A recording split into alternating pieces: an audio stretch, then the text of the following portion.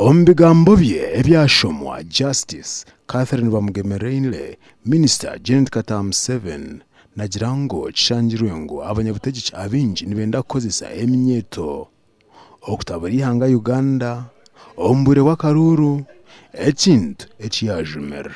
Some politicians nangwa bamwe abyo butegetsi may put you, our young people, at risk. Ne babasa kubakozesa babate omubigumire okugira ngo mbasa kuza risk for their own gain. Aza nebenda ngo babakozese ahabo kugira ngo babatunge cyo bakwenda.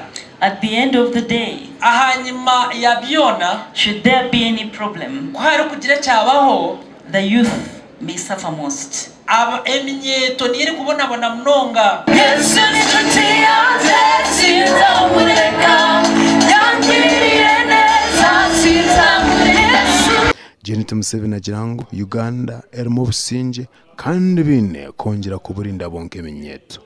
I therefore speak to you as someone who has witnessed our country's challenges. Ntabwo eco ningamba niwe nk'omuntu hakuba narebire ebirabeyireho omwihangeri, including living in exile hariho no kugira ngo nkataha heru y'ihanga for several decades. Okumara y'emyaka mingi.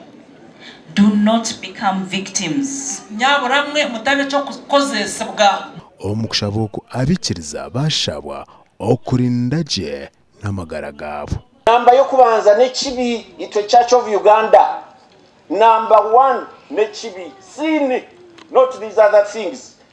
Paraphernalia. There is a lot of ramatazamaz. There was a word which used to be made use of by Muhammad Ali.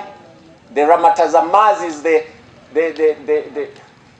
press, the excitement, the words. He was good at word power. Hata bantu razamatazamaz nekigambo cy'oruzungu. No.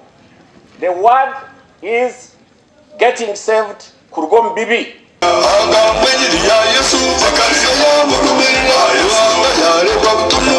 Ibyona byabaho omukendere ekiterane ky'eminyeto ekyerize biro bina akashozi ruharo omburebuzi bwa Nkole eminyeto erengire omunkumishatu kurgomburebuzi bwa Nkole nahiru yaho nibo base kwerundanira omwanyogo. Appreciate the parents who gave us these children.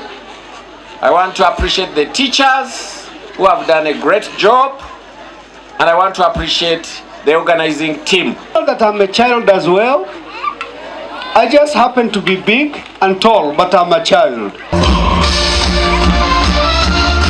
Aba TV West ndi Senyomo Gideon aho muri Mbarara.